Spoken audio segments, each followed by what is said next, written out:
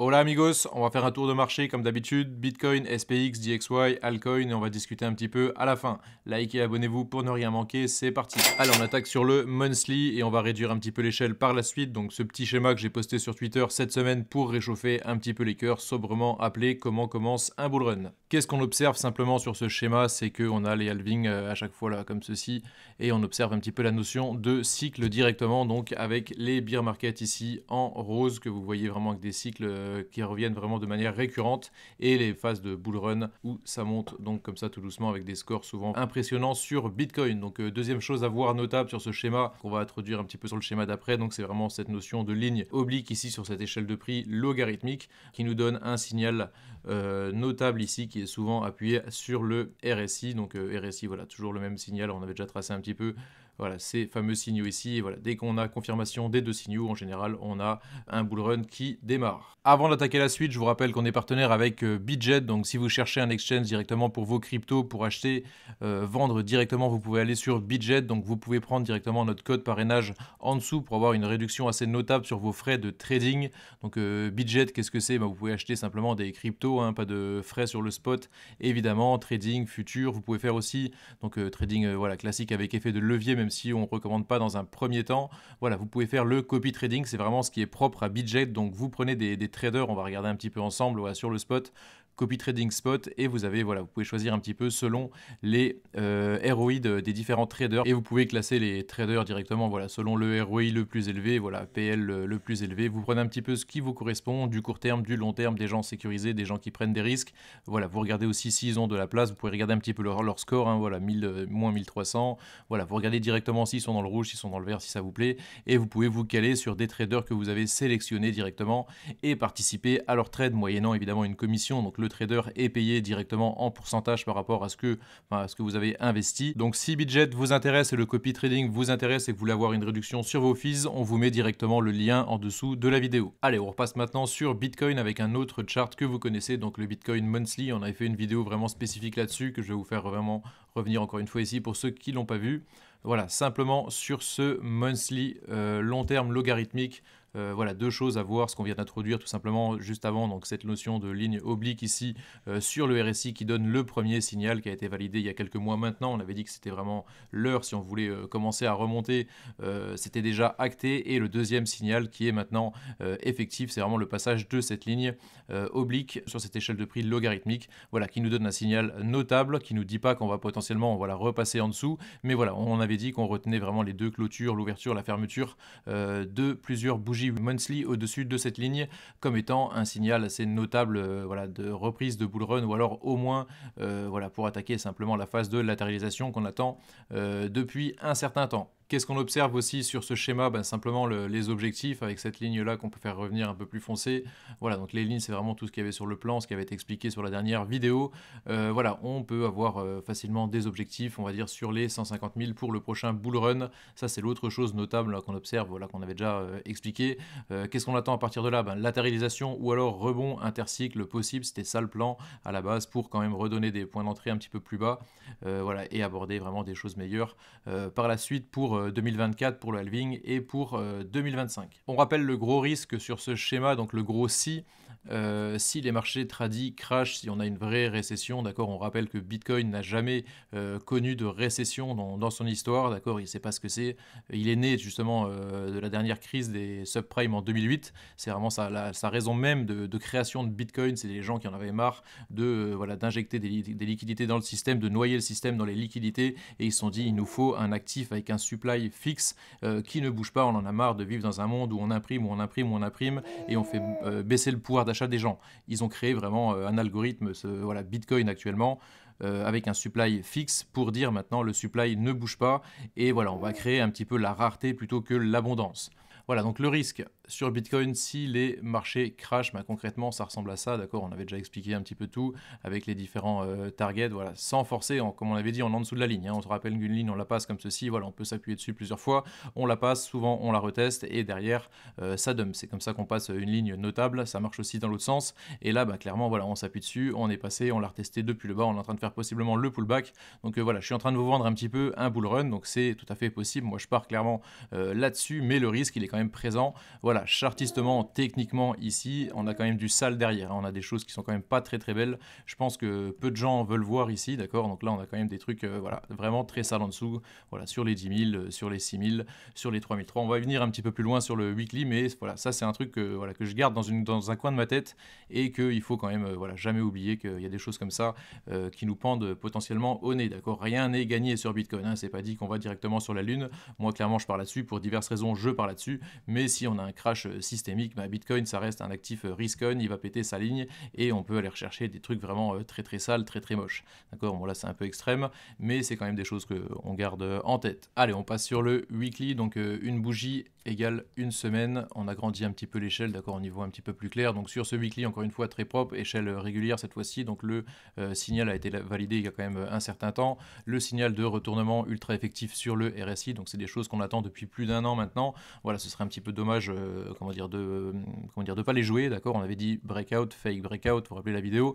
On avait dit derrière, on va potentiellement chercher des points bas et on va arriver dans la extreme bottom zone vraiment pour racheter, d'accord. Donc concrètement, ce qui est en train de se passer ici, on a validé les signaux comme on l'a montré sur le monthly, et là on est en train d'aller chercher tout doucement les petites zones d'imbalance en bas, d'accord. On a mis un pied tout doucement dans l'extrême bottom zone, ce qui n'exclut pas d'aller la rechercher un petit peu plus loin, mais en l'état on trade ce que l'on voit. On a eu quand même un beau breakout ici avec le retracement comme attendu, et sur ce weekly on peut quand même très facilement, à partir de cette zone ici d'imbalance, on va vraiment détailler sur le daily juste après, voilà, aller quand même rechercher cette zone de liquidité au-dessus des stops des gens. On va détailler tout de suite donc sur le daily. Donc ce que je voulais vous dire aussi sur les zones d'imbalance à aller rechercher un petit peu plus bas, voilà, pour les cas extrêmes, on a quand même pas mal d'ordres à aller clôturer, hein. D'accord, toujours les mêmes zones ici sur les 14 000, 14 500, ici je crois que c'est voilà, 12 500, ici sur les 9 500, et on a encore vraiment, si on veut aller chercher des ordres extrêmes, 6 500, 7 000, voilà, on a des ordres qui traînent, qui datent de 2020, de 2010, enfin voilà, peut-être pas aussitôt, mais de 2020, voilà, qui traînent vraiment dans ces grosses zones-là, ce qui me dit, j'avais déjà expliqué que à terme, on pourra quand même être amené à aller voilà, clôturer vraiment ces ordres, d'accord, peu importe ce qui se passe entre-temps, on ira quand même, je pense, mécher, clôturer les ordres ici pour reprendre des choses vraiment un peu plus haussières par la suite. Et on repasse donc maintenant sur le daily, sur lequel on a introduit donc la vidéo. Donc daily, on rappelle, voilà, c'est une bougie égale un jour, d'accord. Donc c'est la même chose, mais en beaucoup plus détaillé, avec beaucoup plus de bougies. Donc 7 bougies de plus que sur le weekly. Les mouvements sont donc beaucoup plus détaillés. Qu'est-ce qu'on voit donc sur ce daily? Donc moi j'avais dit que je prenais ma liquidité dans la dernière vidéo ici, j'avais tout expliqué sur Telegram pourquoi. J'avais dit dès qu'on a la moindre bougie qui passe au-dessus des 25 200, voilà, je vais commencer à prendre mes bénéfices ici. Pourquoi? Parce que les stops étaient au-dessus des 25 200. Donc j'attendais peut-être des mèches ici, mais j'ai quand même pas attendu trop vite. On l'avait dit vraiment sur Telegram, on l'avait expliqué, et on avait dit voilà, sur cette première bougie ici, sur ce premier contact, on pourrait être amené derrière. J'avais écrit textuellement, voilà, c'était sur ce schéma là ici, donc spécifiquement j'avais écrit attention, on vient de passer les 25 200, ce qui veut dire que beaucoup d'ordres sont passés qui dataient du mois d'août. Donc je ne vais pas dire qu'on va dumper désormais, je dis juste que si on veut, on peut, et que prendre des bénéfices quand on fait des plus 20, plus 40% est toujours une bonne idée, toujours en majuscule. Donc là c'est vraiment pas pour rigoler. Clairement, quand on a des zones de liquidité ici, on prend ces bénéfices, surtout quand on vient de manger un gros chiffre, peu importe qu'on soit rentré là ou qu'on ait réussi à acheter le rebond ici. Voilà, quand on fait des chiffres, qu'on va chercher des zones de liquidité derrière des zones de TP, on prend systématiquement des bénéfices. Pour pas tergiverser, on avait dit plusieurs scénarios, je crois dans la dernière vidéo, on avait dit premier scénario ici, je sais plus si j'avais dit que je le privilégiais ou pas, je pensais clairement qu'on allait quand même pouvoir mécher ici, et deuxième scénario, donc grosse zone d'appui comme ceci ici, ou alors scénario notable, c'est vraiment d'aller chercher l'imbalance en dessous pour vraiment ensuite aller vraiment rechercher ces zones de liquidité un petit peu au-dessus. Donc là on est quand même pas mal sur le plan. Donc les liquidités que j'avais dégagées vraiment à ce niveau-là, j'avais expliqué sur Kraken, voilà, j'ai commencé à racheter ici, d'autant plus qu'on a clôturé un gap sur les contrats CME sur lesquels voilà, on peut regarder même tout de suite. Hop, voilà, donc le gap, on avait expliqué dans plusieurs vidéos comment ça fonctionnait, on va pas revenir dessus, et on a clôturé vraiment la dernière bougie, la clôture daily. Voilà, à l'intérieur de ce gap, qu'est-ce que ça veut dire? Ça veut dire qu'on a clôturé ces liquidités qui avaient été laissées traîner en latence ici, d'accord. Quand il y a des gros ordres qui montent, il y a des gros ordres qui sont en descente, d'accord. Quand on revient ici, on vient clôturer à break-even tous ces ordres, et ça nous ouvre la porte vers une direction par la suite, donc haute ou basse. On va repasser sur le chart normal, hop. comme ceci. Voilà, donc qu'est-ce qu'on comprend tout simplement, c'est que voilà, on a deux zones à pas franchir ici, donc les 19 000 et les 17 600, d'accord, donc ça c'est vraiment les deux grosses zones en dessous desquelles on pourra se dire concrètement que ça va commencer à foirer pour le reste, mais en l'état la structure est quand même conservée, et vous noterez aussi sur le RSI qu'on a quand même une structure qui repasse un petit peu dans l'autre sens. Voilà, ça c'est vraiment un truc qu'on aime bien voir, hein, c'est un truc qu'on avait déjà expliqué. Voilà, quand ça monte, on a plus tendance à voir vraiment des flags haussiers, et quand ça descend, on a plus tendance à voir des charts baissiers. Désolé, j'ai le fiston sur les genoux, donc je galère un petit peu. Donc le plan, c'est quoi concrètement? Bah, c'est racheter tout simplement ces zones, hein, comme ce qui avait été convenu ici, voilà, pour attendre d'aller chercher des liquidités un petit peu plus haut, d'accord? Le signal, c'est le signal RSI comme ceci. Dès qu'on pète un petit peu cette ligne comme cela, ce sera un petit peu en avance, toujours une ou deux périodes en avance, donc en daily, 1 ou 2 jours en avance. Voilà, ça nous donnera un pré-signal d'achat qui nous dira qu'on pourra vraiment aller rechercher des zones un petit peu plus haut. Invalidation, donc 18 600 et 17 600 comme ceci. Encore une chose que j'ai dit sur Telegram aujourd'hui, donc il y a une question qu'on doit toujours se poser: où est la liquidité? Où sont les stops? À quel niveau les gens se protègent? C'est ça que vous devez vous demander quand on recherche de la liquidité. Donc c'est valable dans toutes les unités de temps, particulièrement sur le daily, weekly, comme d'hab sur les grosses. Voilà, simplement vous prenez les points hauts, les points bas, et tout simplement les stops sont derrière. Vous avez des points intermédiaires ici en gris derrière, mais clairement vous prenez point haut, point bas, et vous savez directement que tous les stops sont soit au-dessus pour les gens qui sont en train de shorter, soit en dessous pour les gens qui sont en train de long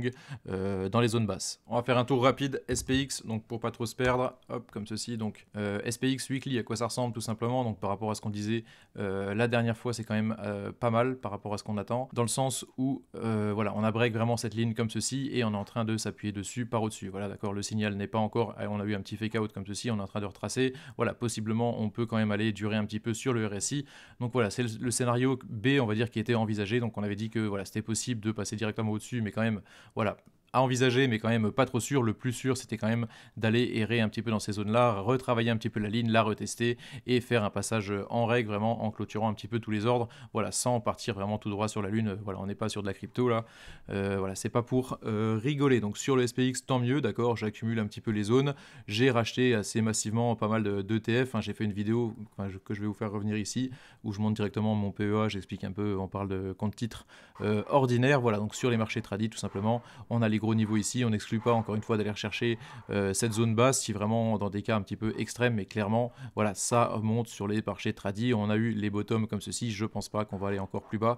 Voilà, on l'exclut pas, c'est ce qu'on a expliqué sur Bitcoin en début de vidéo. Voilà, si récession extrême, ça peut faire mal, on peut aller chercher des zones vraiment très très basses comme ceci. Voilà, ça repartira par la suite, mais a priori je pense quand même voilà, qu'on va rebondir plus tôt même à partir d'ici, qu'on va pouvoir errer comme ceci et qu'on arrivera quand même à voir notre fameux signal. DXY, idem en weekly, donc dollar index comme ceci. Voilà, donc le dollar index, très très simple, un dollar index, donc la puissance du dollar, voilà, qui s'est appuyé sur son niveau comme ceci. On attendait vraiment le rebond, on avait dit plus ou moins jusqu'à la moitié, d'accord. Le rebond, je l'attendais un petit peu plus tôt ici, vraiment sur les niveaux, mais il a quand même fini par arriver, donc c'est vraiment ce qu'on expliquait, je crois, depuis plusieurs semaines maintenant. Donc voilà, rebond a priori jusque ces zones intermédiaires comme cela, et derrière, on peut quand même attendre derrière de break ce gros support. Donc on a dit que le top de marché était très probable sur le DXY, on va se mettre sur le daily parce qu'on a les volumes, voilà. Les volumes sont explosifs, les volumes sont diminutifs, je sais pas comment on dit. Voilà, comme ceci, voilà, plusieurs phases, on va chercher notre top, derrière on retrace, on passe la ligne, c'est ce qu'on avait expliqué, peu importe qu'on vienne retourner au-dessus, voilà, derrière on a quand même notre top de marché, et on attend vraiment de break ici pour reprendre des choses meilleures sur les marchés tradis et sur les actifs risk-on. Mon portefeuille Kraken maintenant, rapidement, hop, que je viens d'ouvrir ici. Voilà, donc j'avais dégagé 2000 $ que j'avais sorti, je sais plus si je l'avais dit sur la dernière vidéo, voilà, sur la mèche des 25 200, les 2000 je viens de les acheter tout à l'heure, là il y a 1 heure ou 2, voilà, j'ai racheté du Cosmos, du Polkadot, du KSM, un petit peu de Solana aussi, du Matic, voilà, donc le plan tout simplement, j'étais même à 5004, j'ai déjà repris un petit peu, 5005 même, j'ai déjà repris un petit peu de capital, donc le plan tout simplement, c'est toujours le même, hein, c'est ce que j'avais fait, donc j'avais ouvert ce portefeuille là en décembre dernier, et j'avais dit donc dès que je repasse en dessous des 5000, donc j'ai injecté 5000, là je suis en plus-value de 900 €, dès que je repasse en dessous des 5000 directement je réinjecte, et voilà, le but c'est d'accumuler tout doucement des altcoins sur les bottoms. J'aimerais bien avoir je sais pas 8000, 10 000, 12 000 de altcoins, on va dire, si les choses meilleures un petit peu reprennent, et surtout pour le prochain bull run en 2024. Au niveau des altcoins, rapidement, ça donne quoi? Hop, total, on va regarder un petit peu, donc weekly pour y voir un petit peu plus clair. Donc voilà, ça j'ai pas ouvert depuis un certain temps. depuis même, je pense, voilà, début janvier. Ok, donc là on est quand même plutôt pas mal hein, par rapport à ce qui était dit. Donc encore une fois, voilà, la liquidité tout doucement, voilà, vous tracez la zone hausse, zone haute, zone basse, vous avez les liquidités, les zones directement en dessous, où vous avez les stops des gens, d'accord. Au niveau chartiste, bah là tout simplement vous prenez ce qu'il y a entre les deux ici. Donc si on break par le haut, on a des grandes chances de remonter sur ces niveaux hauts, vraiment sur les altcoins. Et si on break par le bas, on a des grandes chances de redescendre comme ceci sur les niveaux bas au niveau de la capitalisation. Donc, je vous rappelle qu'on est présent sur Telegram si vous voulez nous rejoindre, on est toute une équipe, on est vraiment beaucoup, donc analyse, future, il y a différents canaux, news, général, mining, voilà, vous prenez un petit peu ce qui vous intéresse, vous posez des questions, il y a du monde, tout le monde évolue ensemble, on rigole, et surtout on perd pas de temps, et c'est pas le zoo comme sur les autres réseaux, tout est organisé, si vous posez une question, vous trouvez souvent une réponse assez rapide. Encore une chose, c'est créer une chaîne un peu mindset, voilà, pour ceux qui veulent un petit peu commencer à penser différemment, bref, c'est du marketing, moi je me fais plaisir, je fais un petit peu des montages, je raconte des petites expériences de vie, je parle surtout des finances, voilà, et surtout je mets des petits films, voilà, je mets des cinématiques, c'est un autre contenu, ça change un petit peu, voilà, si vous voulez vous abonner, ça me fera le plus grand plaisir. Pensez à liker, abonnez-vous à toutes les chaînes EZC. Merci la gueuse. Tu es un laidron mais tu es bien bonne.